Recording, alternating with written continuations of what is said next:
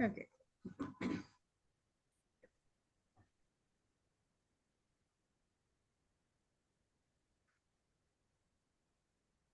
Hello. Are we live or not? Yeah, yeah, we are. Okay. Hello and welcome to Moreness-Culture. Good morning, Grain, and good morning, Syl. Good morning, Beena. Good morning, Beena.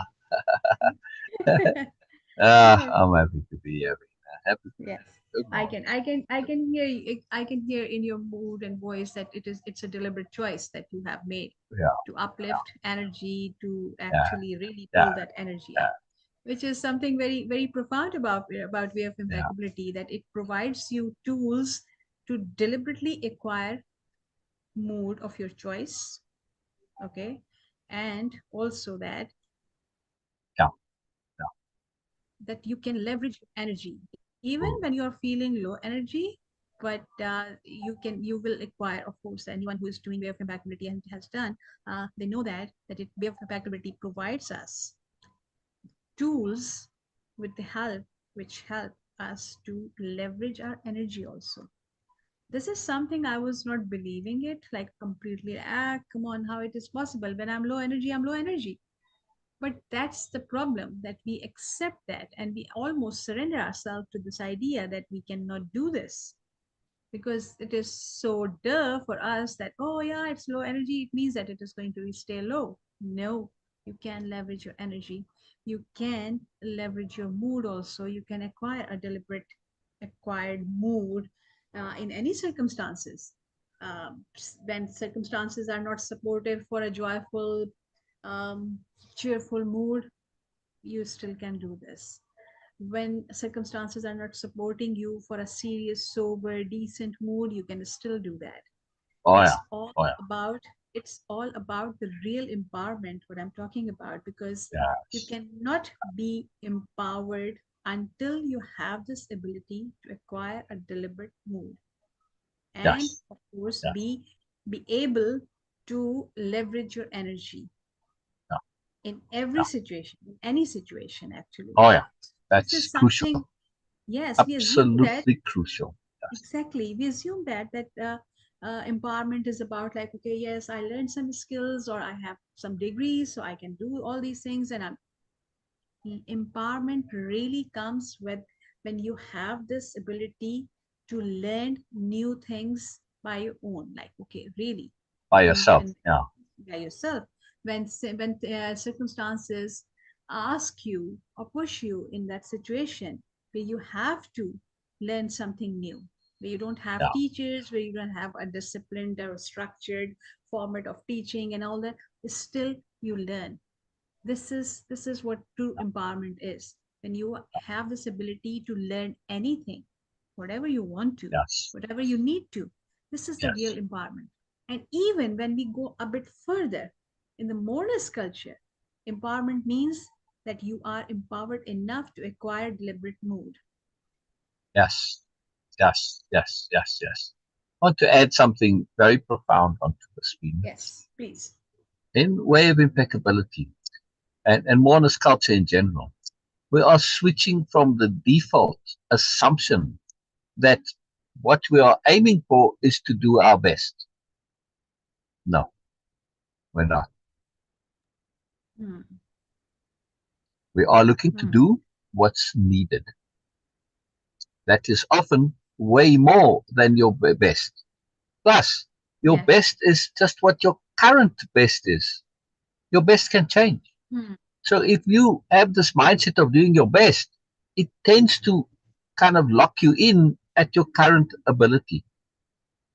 But when you have the mindset of I need to do what's needed, you learn what you need to do in order to do your best. Or sometimes you don't even learn, you just do what's needed. You didn't even know you could do it, but you do it because you need to do it.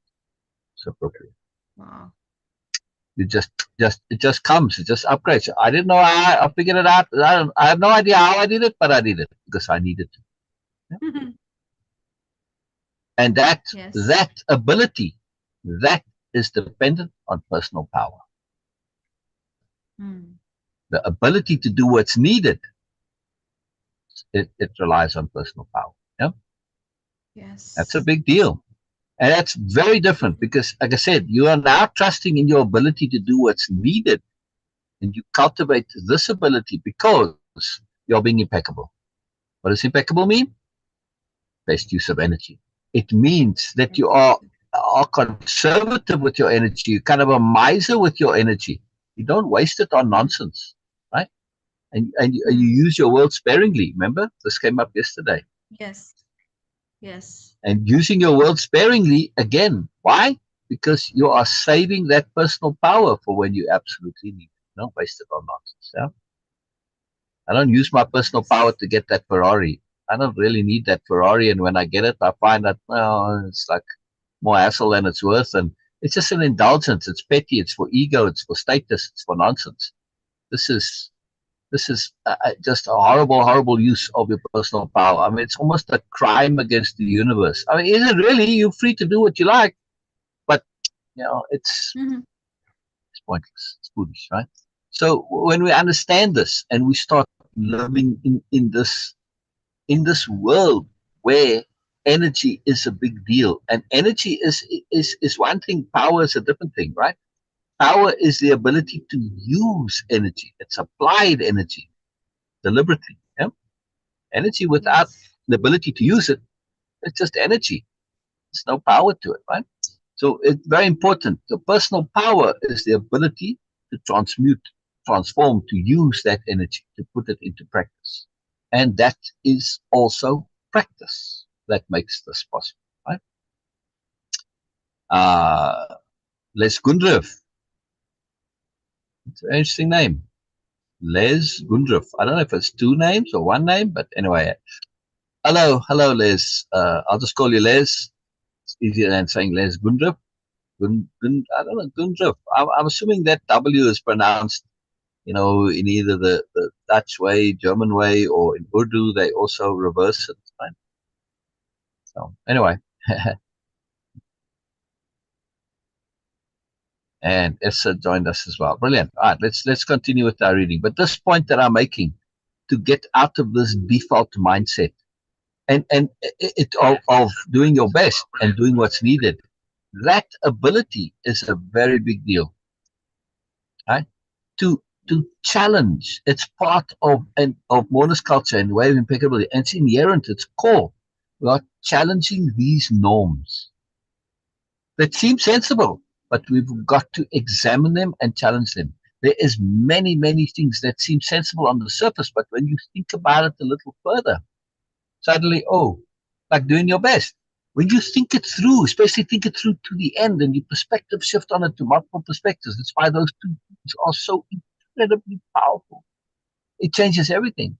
Suddenly, what was a duh becomes a not so duh, right? We have to be very careful. We have to be very careful, especially when it comes to that which we simply take on as a truth, right? Mm. If we've worked it out, that's one thing when it comes to a duh. But to have something that are does, but we never thought about it, that's dangerous,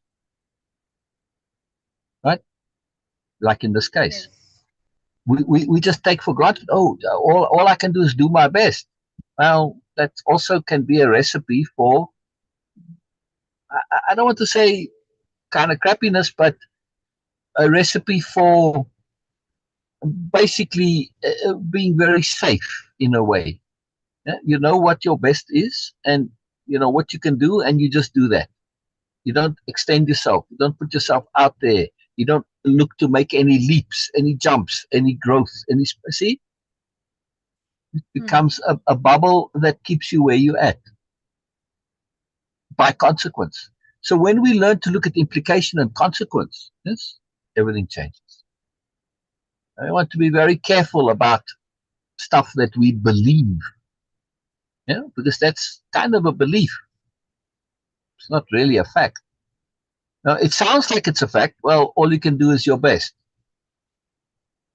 No, you can do better than your best because you can learn, you can grow. Your best can improve. Best can change. So, so Yeah. what are you saying? Okay, can we say in other words like This is your known best. Your current best. Yes. Yes, this is your known best, but you don't know Yeah. that, okay, how much you can do Correct. more than that. Correct. Correct. Correct. Correct. Okay. But if we change the mindset, yes, to say, Yeah. I'm going to learn to do what's needed, not what my best is.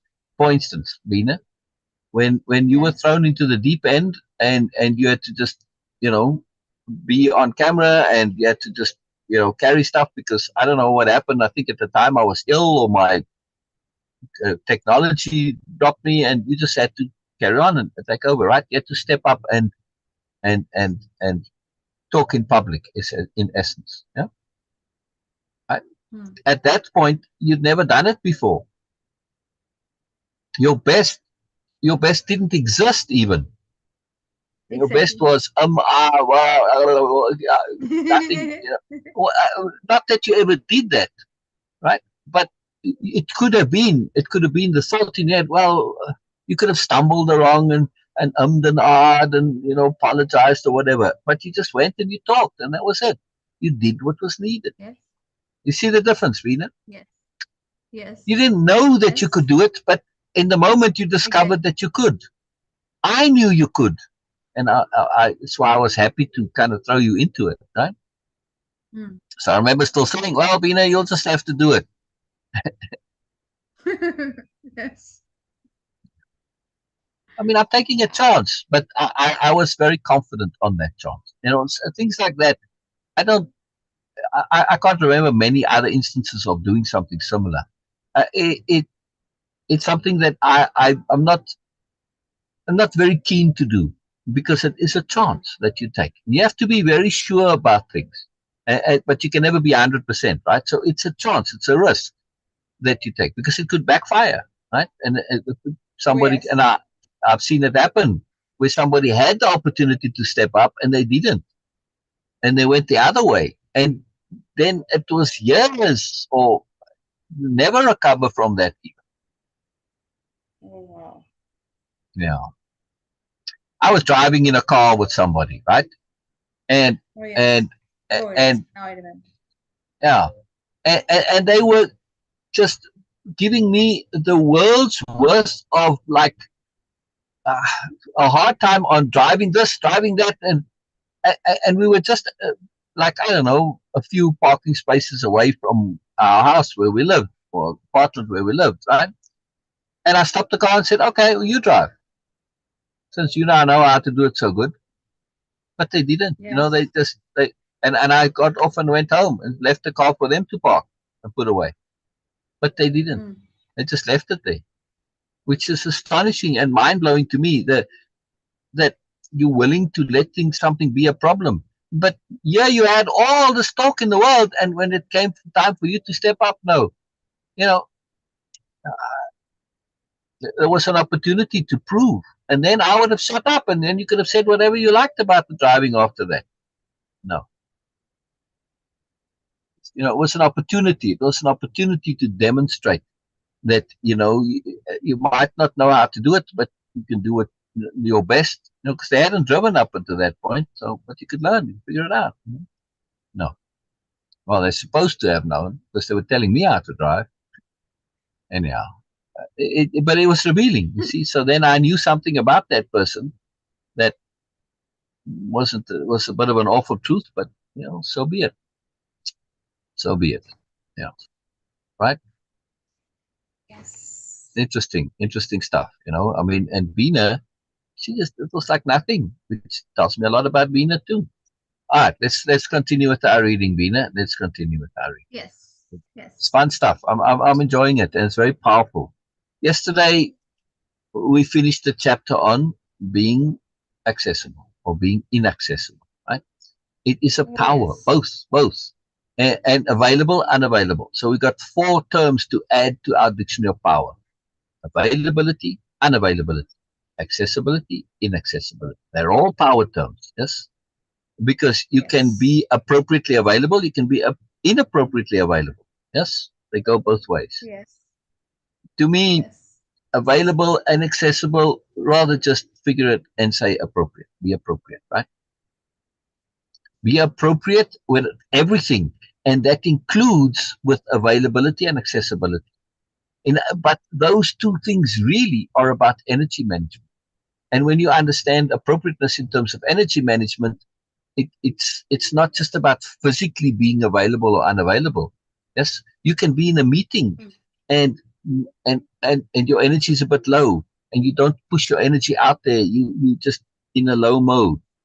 Yeah, you sort of just let stuff come, right? There's all sorts of ways to manage your energy. Same thing in your relationship sometimes. This happens in relationships inadvertently, and it gets mistakenly, like they've had a very rough day, and it's not that they're tired necessarily. The energy is just low. They might be in the start of the day. Who knows? Your energy goes up and down for who knows what reasons. And then the other person, oh, you're not listening to me.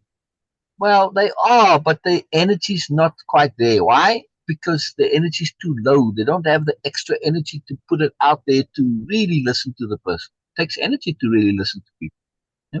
Or yes, it takes a lot So of energy. right, Yes. but now you got a problem in the relationship because the person misunderstands. You see, but if they were a bit more attentive and understood about energy, then they would say, "Oh, the person's energy is a bit low. Let me not talk to them. Let me give space." Or sometimes that talking is beneficial to the person. It pulls your energy up. Let me chat and talk without expecting anything. Now it becomes a gift of energy. Okay? Very powerful. Very powerful. Energy, understanding energy, paying attention to energy is absolutely crucial. It's the core to everything. Impeccability is best use of energy. You can't use your energy to best effect if you're not even aware of it. Right? All right. Yes. We come here now to the next chapter. And I'm going to add a lot to this chapter. Add a lot to this chapter. Right? This chapter. There's something that is very powerful and practical. This is a fun chapter because these are all techniques for stopping the world. Yes, but they also, well, it all works to the same goal in the end, right? But this is something that I've modified a bit and added to, well, a lot maybe, but that is something that we can practically do in our day to day. And it's very powerful, very very powerful. All right, you'll see as we go ahead. All right, will you read, please, Beena? Okay. And I'm enjoying your on the fly editing. It's Yes, I'm helping your trying. reading. Okay, Yes. so now what you want to do is in your first sentence, practice reading the first sentence without any pause or anything in it. Right? The Okay. it's a particular skill to read the very first sentence, right? Because once you get into the speed of things and the meat of the cadence, then it's easier to read smoothly. But to read the very first sentence, that's a good challenge. It's a good challenge, right? Okay. Wow. Okay. Okay. Let's start. Disrupting the routines of life. Sunday, 16th July, 1961. We spent all morning watching some rodents that looked like fat squirrels. Don Juan called them water rats. He pointed out that they were very fast in getting out of danger, but after they had outrun any predator, they had the terrible habit of stopping or even climbing a rock to stand on their hind legs to look around and groom themselves. Fine. They have, okay, yes, hind legs to look around and groom themselves. They They have have, very good eyes. You must move only when they are on the run. Therefore, you must learn to predict when and where they will stop. So you would also stop at the same time. I became engrossed in observing them, and I had what would have been a field day for hunters as I spotted so many of them. And finally, I could predict their movements almost every time. Don All Juan right. then. So let's just stop right here. Let's just stop right here and practice some predictive implicative analysis. Sounds very fancy. Yeah. But it's basically taking the information that's given and being able to use that to see what's coming. The chapter is called Disrupting the Routines of Life. And it starts off, we spent all morning watching some rodents. Right? Don Juan called it. We pointed out that and then they stopped, right? They have very good eyes. What is the point here? Where is this going? Obviously, if we think about it, right? And Carlos says, I would have had a field day because I spotted so many of them. We're still in this. Don Juan is now teaching Carlos to hunt. So why is the chapter called Disrupting the Routines of Life? How is it connected to hunting? I'm asking. Okay, having patience. This is something like you need to Yes. observe. You need to acquire more Yes. How is it patience. going to help you as a hunter? Patience is a big deal for hunters. Huge Right. deal. But I mean the routine specifically. Yeah. Because you cannot follow your routine. You have to adapt with other creatures right around you. Yes. In other words, you're going to use this observation, this analysis of their routines to catch them. Yes. That's how you catch your prey, by figuring out their routines. Yes. All right. Now, why is it not called understanding routines? Why is it called disrupting the routines of life? Let's look at the bigger point, right? There's this bigger abstract point now. This is the technique for stopping the world. Why? Wow. Because we don't want to be prey. See? Yes. You see now, you see what I'm trying to pay attention to here. I'm trying to pay attention to a mindset that's thinking differently. We're looking to understand the chapter before we've even read it, simply from the title. The chapter now is going to support this, yes? But once we get it, now everything that we read is supporting this understanding of disrupting the routines. Why is this important? For many reasons. Didn't we speak about energy earlier? Yes. Yes. Look at the routine that we have of that point that I was talking about. Now we're getting really sophisticated here. The key point I said about always doing your best is not to assume that things which appear sensible are so, right? Not to just take things for granted, to check our beliefs, to think it through for ourselves, to figure it out, yeah? Accepting things like, well, always do your best as a duh, right? Accepting it as a part of our culture. This is just like, well, this is what you do. This is a good thing to do. That acceptance, that just default acceptance without checking, that is a routine. A most devastating routine. Because in this case, for doing your best, it's not that terrible, but how many other things, yeah? Oh, you must have been so upset. Why? Why must you have been upset? Yeah? You learn the stuff, and now when something that happens, you're all upset. Oh, come on, man, it's no big deal. You're just doing it because you somewhere got into your head this idea you must be, right? Etc., etc., etc. If you start to look at our behavior and we start to break it down, we do so many things for no good reason other than we just sort of heard it somewhere, right? We absorbed it from culture, which is why Moreness-Culture. Moreness-Culture is a deliberate culture. You have to think about it. You have to choose it. It's a choice, deliberately chosen culture. Even the things that you know are going to make sense, you still have to do it yourself. Doesn't matter that you know it's going to be made sense because you have trust and you can have a very good understanding that, well, the people that are doing this have figured it out and thought it through themselves. You still have to do it for yourself. Doesn't matter if they've done it. You still have to do it for yourself. It's a little bit, right? But that action of doing it deliberately is very much not making it into a routine, right? So deliberate living is disrupting the routines of life. When you have those routines, right, you end up doing things inadvertently. You're doing things that you don't even realize you're doing, etc., etc. It's devastating, and it makes you vulnerable. It makes you prey. Now, it can make you prey to things that are actually predators in a Hmm. variety of ways: physical predators, energy predators, emotional predators, whatever, right?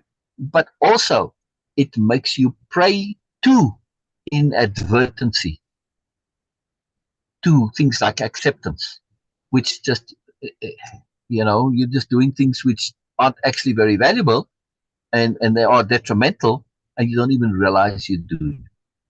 That's the worst Hmm. thing. Yeah. That's the worst thing with the routines, is that you do things which you just sort of assume are good and they aren't good. That's terrible, right? That is terrible. So this is an incredibly powerful point here. Yes, now you'll see I am adding more to this. I'm elucidating a lot more on this, and I'm going to bring into specific practices that we can do. Don Juan Wow. touches on it, Okay. but yes, yes, this is a very, very powerful point here. Very powerful chapter. Again, taking it further, right? You have to take things further sometimes. All right, where will we? Where will we? Uh, and finally, I could predict their movements almost every time. Yeah, so yeah, Don Juan. I'll scroll it to the top. All right, go ahead, please. You said Don Juan. Yeah, no, it's Don This. Juan then. It's Carlos. Yeah, they were. Oh, okay. Okay. Don Juan then showed me how to make traps to catch them. He explained a hunter had to take time to observe their eating or their nesting places in order to determine where to locate their traps. They would then set them during the night, and all they had to do the next day was to scare them off, so they would scatter away into their catching devices. He gathered some sticks and proceeded to build the hunting contraptions.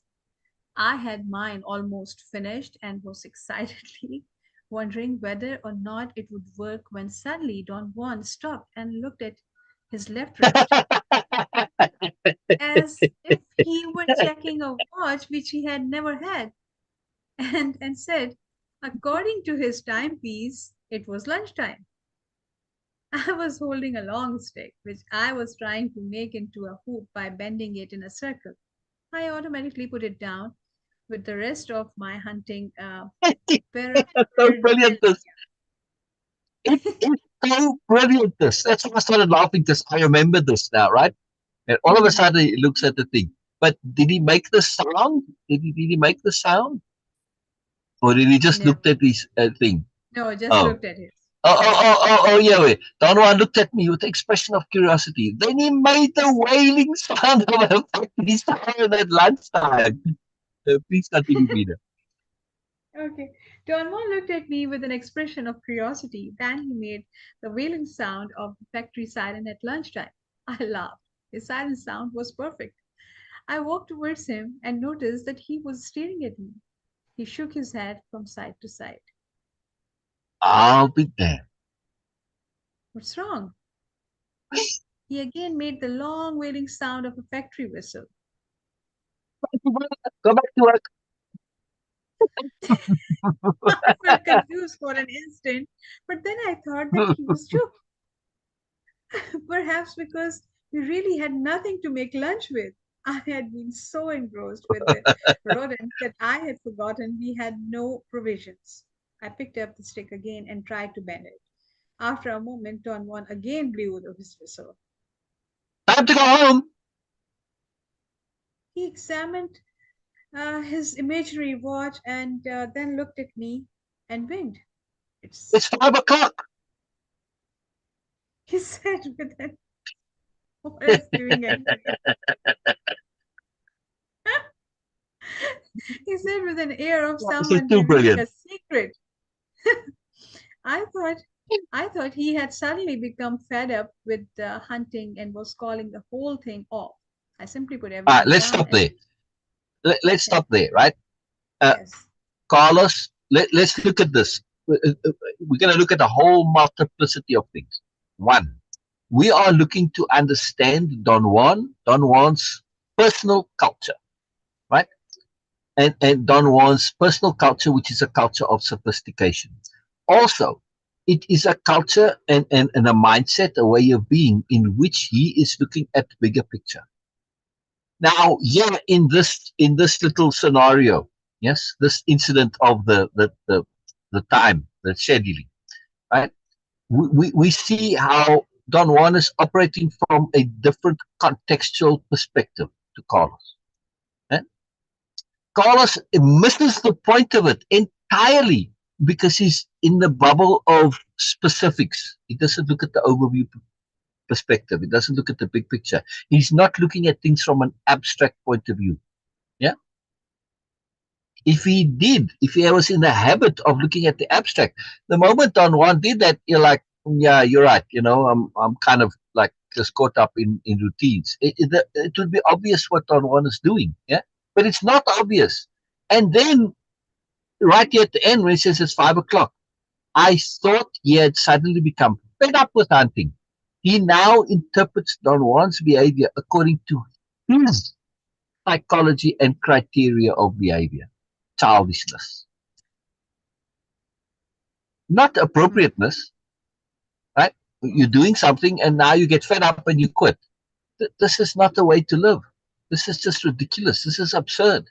But to Carlos, it is legitimate because that's what he's grown up with. To Don Juan, that's unthinkable. But Carlos Hmm. cannot even think. He can't even comprehend. He can't even imagine that it would be unthinkable for Don Juan to quit because he's fed up. It's not Hmm. possible, but he can't imagine. In fact, he imagines that it is possible when it isn't. It's crazy. So now we're looking at this contrast between Don Juan and Carlos's psychologies here, right? And we see something Yes. very profound. Right? All right. At Hmm. this point, I am saying it's not possible for Don Juan to be fed up. We've had enough to get the sense of Don Juan, but as we go further and deeper, we'll get to understand why I say that so definitively, right? With the information we've had so far, in this is we halfway through, or one third of the way through book three. We've had two books essentially. We've got some to get an idea of this, but not enough. All right, so that's me adding from knowing the rest of what's coming, right, and being very familiar with Don Juan. But this is very powerful, though.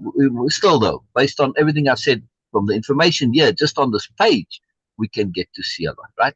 And obviously, when we look at it from the now perspective, the reader perspective, which is, Carlos has to have some awareness of this, writing it, right? And 10 years later, he's also aware of this, right? But he's relaying the Yes. story at the time, and he's doing a good job of relaying his bubbleness at the time, right? It's very powerful. But I'm trying to make the point of breaking the routine of perception. This is Hmm. my point. Don Juan is using physical routines to make a point, but we need to understand this is an abstract point. Don Juan tends to make physical points, and he doesn't make it clear that he's making an abstract point. He leaves it there by implication. Yeah, but I feel it's Hmm. important to actually specifically state that this is here. Right. So when we look at this, we are looking to not just break routines in the abstract, but to create specific mindsets and specific tools, deliberate abilities. And that's what we want. We want to cultivate this deliberate ability to pay attention to things in the abstract because this is not our mental routine. Yeah, we don't think in the abstract in general, right? We think like Carlos, we Yes. think local, we think specific, we think detail. Okay, it's a Yes. very, very, very profound change. Any animal. that is prey, if they suddenly develop an awareness of overview, their visual acuity will actually change. I saw something yesterday of how far animals see things before they register. It's not all that far sometimes. Like snakes, like a cobra, you have to come before they really become aware of you, like 5 meters. All right, some of the other animals are further, horses and dogs like 500 meters. Yeah, that's not very far. It's Hmm. quite amazing. But what I'm saying is that they live in the immediacy of what they're doing, and then they become unaware, and that's how you catch them. When they're all involved, you catch them, right? So uh, when you live with awareness of what goes on around you, it's very hard for things to sneak up. All right, please continue, Beena. Time to go home. He examined his imaginary watch and then looked at me and winked. It's It's five five o'clock, sir. o'clock. It's 5 o'clock. He said with an air of someone revealing a secret. I thought he had suddenly become fed up with hunting and was calling the whole thing off. I simply put everything down and began to get ready to leave. I did not look at him. I presume he also was preparing his gear. When I was through, I looked up and saw him sitting cross legged a few feet away. I'm through. We can go anytime. He got up and climbed a log. He stood there 5 or 6 feet above the ground, looking at me. He put his hands on either side of his mouth and made a very prolonged and piercing sound. It was like a magnified factory siren. He turned around in a complete circle, making the wailing sound. What are you doing, Don Juan? He said that he was giving the signal for the whole world to go home. I was completely baffled. The silence. I could not figure out whether he was joking or whether he had simply flipped his lid. I watched him intently and tried to relate what he was doing to something he may have said before. We had hardly talked at all during the morning, and I could not remember anything of importance. Don Juan was still standing on top of the rock. He looked at me, smiled, and winked again. I suddenly became alarmed. Don Juan put his hands on both sides of his mouth and let out another long whistle like sound. He said that it was 8 o'clock in the morning and that I had to set up my gear again because we had a whole day ahead of us. I was completely confused by then. In a matter of minutes, my fear mounted to an irresistible desire to run away from the scene. I thought Don Juan was crazy. I was Right about to there, flee when he. right there, right there. Let's Yes. just pause there. Yeah. Carlos is psychology, which is not it's not trained to look at things in an overview perspective. Yeah, to look at the abstract. He took it literally, and now there's consequences. His Hmm. first thing when Don Juan said, "Okay, it's lunchtime," and he put his stuff down, he just obeyed. He didn't think. Yes. And then when Don Juan said it's over, at that point he didn't click and say, "Oh, well, this can't be." He didn't figure it out to how it would actually make sense. Not to make sense, Don Juan is crazy, but to make sense in a bigger picture, right? But now he's stuck. He wants to run away because, well, he has to face and deal with the awful truth that he was an idiot. He doesn't want to accept that, well, I was kind of foolish, I was in a bubble, because his ego's too big. If he didn't have an ego, he'll say, "Ah, so, but yeah, Don Juan, you got me. I was like so in the bubble, I wasn't even thinking." I was like, "Duh, man." And he would be thrilled to have this awareness of his unawareness. But no, now Don Juan has to be crazy, not him be the one that was in a bubble, right? So his inability to face and deal with the awful truth is another routine that is tremendously, tremendously, tremendously low. Yeah? Combine that with the inability to think overview, to think abstract, and you get him he's in a tizzy, he's in a state of discombobulation, for no good reason other than he has these mental routines, yeah, psychological routines. Yeah, isn't that something, Beena?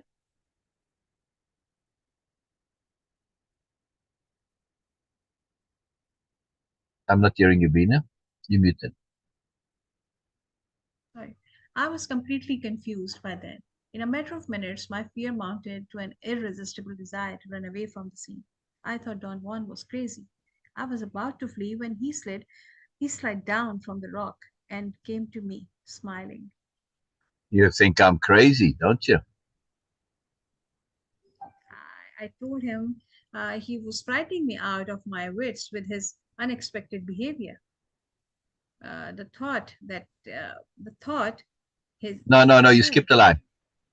okay, his behavior. He said, we were even. I did not understand what he meant.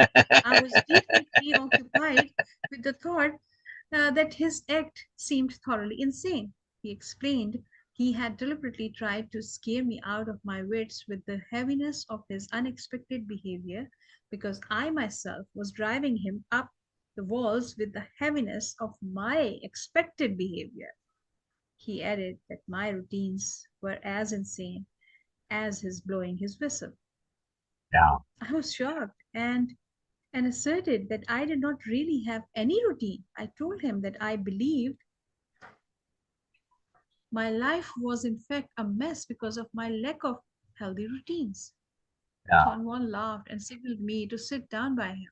The whole situation had mysteriously changed again. My fear had vanished as soon as he had begun to talk. What are my routines? Everything you do is a routine. Aren't we all that way? Oh, just look at this response from Carlos. Look at the implications of it psychologically. Aren't we all that way? In other words, I can't be blamed because if everybody does it, then it's okay. Hmm. It is a defensive statement, not a question of Yes. fact, and it is a defensive statement. It's a self-justification question. But he doesn't want to say, well, I'm not to blame. So he asks it in this way. It is sneaky. Yeah. It's roundabout. Hmm. Yeah. It's dishonest. Uh, Yeah.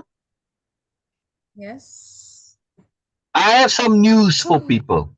I have some news for people like Carlos. Yeah. Mm-hmm. They think they Mm-hmm. that they get away with all the stuff. Right? Yeah. If you do things like this, there are plenty of people in the world, right, who see it so clearly. They see exactly what you're doing. They see your squirming. They see your dishonesty. They see your trying to justify. They see all this pettiness. Do they say anything about it? No. Why? Because what are you going to say? In this case, what is Don Juan going to say to Carlos? He's not Carlos's therapist. Yeah. And even a therapist would have a hard time saying this. I mean, they can, but the person isn't ready to hear it. They don't want to hear it, and it's just difficult, right? So basically, we'll see how Don Juan continues here, but he doesn't call out Carlos for this statement here of saying, aren't we all that way? Which is BS, Hmm. complete, absolute BS. It's a self justification statement, it's a defensive statement, and it's not even doing so directly. Yeah, it's doing it in a roundabout way, which is essentially Hmm. dishonest. Yeah? But I'm saying Yes. that people do stuff like this and they're not aware at how much they reveal about themselves.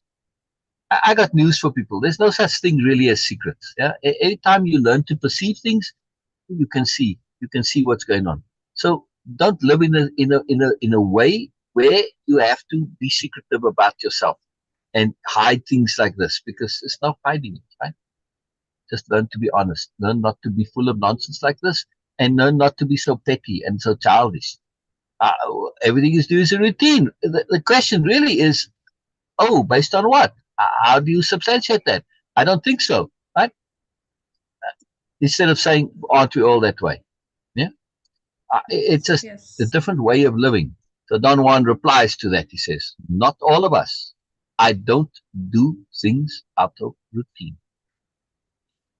It's a simple little statement here, but it is highly implicative. In other words, I do things deliberately. Yep. Yes, right? Yes. Yep. Okay. What prompted all this, Don Juan? So let's just What did stop I right there do, again. or what did I? I'll finish the sentence and then, yeah. Okay. I want to stop What? after this one. Yeah, right. Okay. What prompted all this, Don Juan? What did I do, or what did I say that made you act the way you did? In other words, please tell me where I made my mistake so that I can avoid doing it again. Hmm. I saw this when I was in the army and I saw this when I was at employees. Yeah. When you have lots of rules that people can figure out how to bend the rules, how to work around them, and how to have excuses that cover them for the rules. When I had only one rule, and that is be appropriate, they hated that because they couldn't squirm. Yeah. Hmm. And when you know exactly where you were wrong, then you can, oh, now I must avoid doing that, and you can cover yourself, right? And you can avoid doing that, and you can do the things that you do, but don't specifically do that behavior. You can do your squirrely things without giving yourself away. Yeah, yeah, not good at all. Anyway, Don Juan then goes on to say, Carlos wants to know what he did, and Don Juan says, you were worrying about lunch. I did not say anything to you. How did you know that I was worrying about lunch? You worry about eating every day around noontime, and around 6 in the evening, and around 8 in the morning. You worry He about said eating with at those times, even if you're not hungry. he said with a malicious grin. All I had to do to show. Oh, sorry. This Oh, is that's yours. me again. All right, sorry. All I had to do to show your routine spirit was to blow my whistle. Your spirit is trained to work with a signal. He stared at me with a question in his eyes. I could not defend myself. Now you're getting ready to make hunting into a routine. You have already set your pace in hunting. You talk at a certain time, eat at a certain time, and fall asleep at a certain time.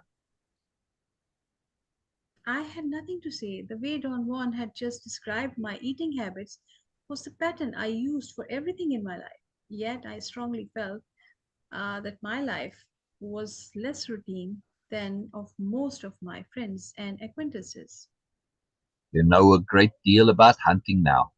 It'll be easy for you to realize that a good hunter knows one thing above all. He knows the routines of his prey. That's what makes him a good hunter.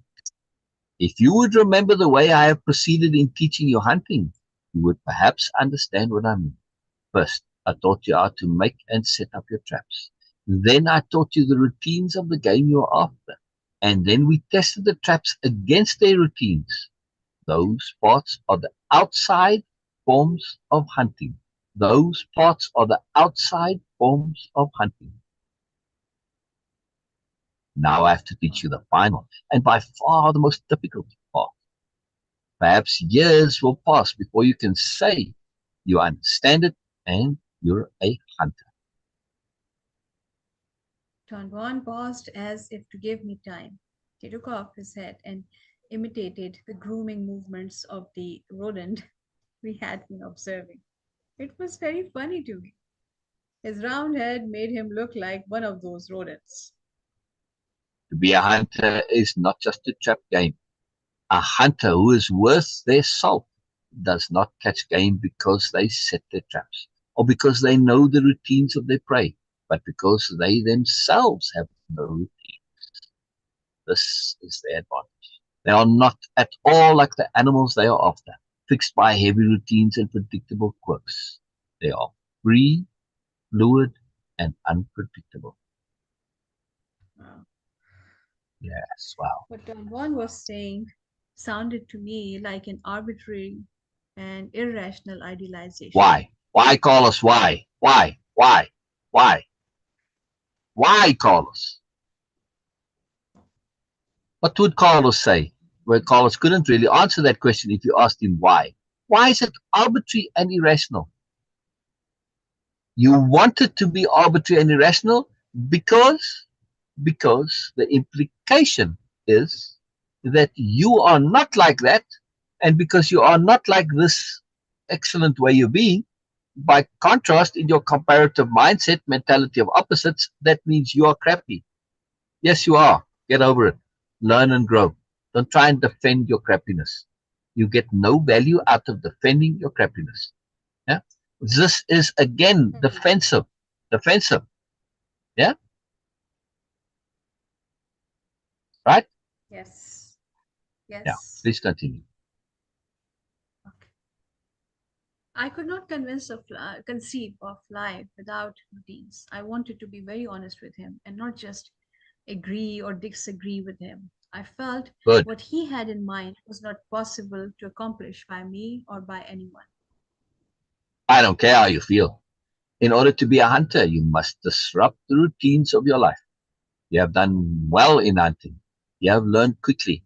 And now you can see that you are like your prey, easy to predict. I asked him to be specific and give me concrete examples. I am talking about hunting. Therefore, I am concerned with the things animals do, the places they eat, the place, the manner, the time they sleep, where they nest, how they walk. These are the routines I'm pointing out to you so you can become aware of them in your own being. You have observed the habits of animals in the desert. They eat or drink at certain times. They nest at specific spots. They leave their tracks in specific ways. In fact, everything they do can be foreseen or reconstructed by a good hunter. As I told you before, in my eyes, you behave like your prey. Once in my life, someone pointed out the same thing to me. So you're not unique in that. All of us behave like the prey we are after. That, of course, also makes us prey to something or someone else. Now, the concern of a hunter who knows all this is to stop being a prey himself. You see what I mean? Before we go further here, right? Again, Mhm. Don Juan has said something or someone else. And by implication, these are something, some physical thing, something that, but he's not taking it all the way, making it clear. And I don't know. I can't assume from this context that Don Juan means prey to things like those mental habits. Yes, it's implied, but he might not be specifically saying we are prey to that. But to me, this is the most dangerous thing. Yes, yes, we are prey to actual predators out there, or predators we don't even know or imagine, right? Yes, that is a possibility, and there are predators in the world, people predators who prey on other people. Yeah, there are not very many of them, but still they're there. Right? So we have to be aware of that. Yeah? But and prey makes you vulnerable in this case. But if you look at being prey to your own habits, your own mindsets, your own beliefs, this is by far the most devastating thing that preys on. Yeah? And when you think of it in that way, it's transformative. Now, oh my goodness, oh my goodness. Yeah, it keeps you unaware. Those mental habits and routines, those belief habits and routines, they keep you they keep you from growing and learning and connecting to moreness. Yeah? This is what moreness is. It is unhooking from those bubbles that keep you locked into sameness. Right? Beena? Hmm. Yes. Yeah, yeah. Hang on, where were we now? Oh, there we go. As I told you before, in my eyes, you behave like your prey. Once in my life, someone pointed out the same thing to me, so you're not unique in that. All of us behave like the prey we are after. That, of course, also makes us prey for something, someone else. Now, the concern of a hunter who knows this is to stop being prey himself. See what I mean? I again expressed the opinion that his proposition was unattainable. It takes time. You could begin by not eating lunch every single day at 12 o'clock. He looked at me and smiled benevolently. Yeah, his expression was very funny and made me laugh. There are certain animals, however, that are impossible to track. There are certain types of deer, for instance, which a fortunate hunter might be able to come across by sheer luck once in his lifetime. Wow. Okay, so it is just put the cursor there. So, Okay.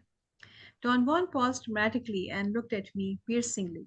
He seemed to be waiting for a question, but I did not have any. what do you think makes them so difficult to find and so unique?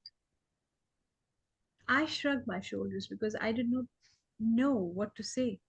No, you know exactly what to say, Carlos. It's duh. It's obvious. I mean, it's like any child can figure it out. But you don't want to say it because you don't want to acknowledge the awful truth and deal with the awful truth. Right? Yes. Come on, Carlos. Again, dishonesty. Yeah. They have no routines. He said in a tone of a revelation. That's what makes them magical. A deer has to sleep at night. Isn't that a routine? Why does he have to sleep at night? Want to sleep in the day? Many animals sleep in the daytime. You can sleep day, night, morning, evening. You can change it up. Certainly, if the deer sleeps every night at a specific time and in one specific place. But those magical beings do not behave like that. In fact, someday you may verify this for yourself. Perhaps it'll be your fate to chase one of them for the rest of your life. What do you mean by that? You like hunting. Perhaps someday, in some place in the world, your path may cross the path of a magical being, and you might go after it. A magical being is a sight to behold. I was fortunate enough to cross paths with one. Our encounter took place after I had learned and practiced a great deal of hunting. Once I was in a forest of thick trees in the mountains of central Mexico, when suddenly I heard a sweet whistle. It was unknown to me. Never in all my years of roaming in the wilderness had I heard such a sound. I could not place it in terrain. It seemed to come from different places. I thought perhaps I was surrounded by a herd or a pack of some unknown animals. I heard the tantalizing whistle once more. It seemed to come from everywhere. I realized then my good fortune. I knew it was a magical being, a deer. I also knew a magical deer is aware of the routines of ordinary people and the routines of hunters. It is very easy to figure out what an average person would do in a situation like that. First of all, their fear would immediately turn them into prey. We've seen this with Carlos. When he doesn't know, he gets afraid. And the moment you're afraid, you give off fear vibes and things start chasing you because that's what prey do. Right? That's how they signal they are prey, through their fear. Mm. Once they become prey, yes, they have two courses of action left. They either flee or make their stand. If they are not armed, they would ordinarily flee into the open field to run for their life. Or if they are armed, they could get their weapon ready and would then make their stand either by freezing on the spot or by dropping to the ground. A hunter, on the other hand, when they stalk in the wilderness, would never walk into any place without figuring out these points of protection. Therefore, he would immediately take cover. He would they would immediately take cover. They would drop their poncho on the ground, or they might hang it over a branch as a decoy, and then they would hide and wait until the game makes its next move. So, in the presence of a magical deer, I didn't behave like either. I quickly stood on my head and began to wail softly. I actually wept tears and sobbed for such a long time that I was about to faint. Suddenly, I felt a soft breeze. Something was snipping my hair behind my right ear. I tried to turn my head to see what I was, tumbled down, and sat up in time to see a radiant creature staring at me. The deer looked at me, and I told him I would not harm him. and the deer talked to me. Don Juan stopped and looked at me. I smiled involuntarily. The idea of talking deer was quite incredible, to put it mildly. He talked to me. Don Juan said with a grin. The deer talked? He did. Don Juan stood and picked up his bundle of hunting paraphernalia. Paraphernalia. Paraphernalia. Did it Yeah. really talk? Did it really talk? I asked in a tone of perplexity. Don Juan roared with laughter. What did it say? I asked half in jest. I thought he was pulling my leg. Don Juan was quiet for a moment, as if he were trying to remember. Then his eyes brightened as he told me what the deer had said. Magical deer said, "Hello, friend." And then, and I answered, Don Juan, "Hello." Then he asked me, "Why are you crying?" And I said, "Because I'm sad." Then the magical creature came to my ear and said, as clearly as I am speaking now, "Don't be sad." Don Juan stared into my eyes. He had a glint of sheer mischievousness. He began to laugh uproariously. I said that his dialogue with the deer had been sort of dumb. What did you expect? I'm an Indian. His sense of humor was so outlandish that all I could do was laugh with him. You don't believe that a magical deer talks, do you? I'm sorry, but I just can't believe things like that can happen. I don't blame you. It's one of the darndest things. All right, let's leave it right there. All right. Yes. All right. Tomorrow, I will go into utilizing this chapter in our daily lives. Right? Okay. Yeah. Yeah. Okay. We've Please done say this again. in Way of Impeccability. I'm going to tomorrow. We'll go into how to utilize in our daily day-to-day lives every single day how to utilize the underlying, the abstract core, the underlying sensibility of what's going on here, right? How to put this into Okay. action. Because without application, it's all meaningless. Yes, it's a good idea, but Oh we need yes. application, right? Yeah. Some of the Yes. other things Yes. are harder to apply with more specific things. This we have very specific stuff that we can do. So it's a good starting place, right? It's a good starting place for much, for much, for much, for much. You'll see, you'll see. Okay. Or Yes. Okay. there's so much moreness involved. Yes, very wonderful, very Okay. brilliant, Thank you brilliant. so much, Syl. Thank you so much, Rain, and thank you so much, everyone who joined us on TikTok, on Instagram, of course, on Yeah. Facebook Live. And if by chance you're going to watch this recorded, please leave a comment there. It is going to be very appreciated because questions are the love notes from the universe for Oh, us, and also we love interactions with moreness people, and you all have moreness, innate moreness. We all have this oh, mutual thing we share, that this is something very very profound about way of impeccability, that innate goodness, and we love to connect with good people. And if you are watching us, we can assume it quite fairly that you have innate goodness, and also you have moreness also. That's why you are oh yeah, interested in this. oh yeah, So oh by yeah. default, we are assuming that you are part of this Moreness culture. Thank you so much for joining us. You can of Which course is watch it. a very profound default, and it Yes, makes moreness culture something special. It yes, yes, assumes moreness as a default, not lessness as a default, as the superiority paradigm does. Real quick before we yes. go, Matei Aperna or Matt Aperna join us again every year. Hmm. Cool. And Hello and welcome Bitu again. Sandal. Yeah, so hey Matt, very cool. Or Matei, I don't know, since it's a double there. I'm not sure the Yes, pronunciation. Either way, good to see you again. Good to see you again. Wonderful. yes. It is Wonderful. always, always. Please leave a comment or anything, Yeah, which yeah. which we Connect, can connect interact. more with you. Yeah. This is Yeah, join Yes, us, this is join what we us. want. Yes. There Okay. does Thank you not so much, everyone. You need can. to be, let me just make a very profound statement here.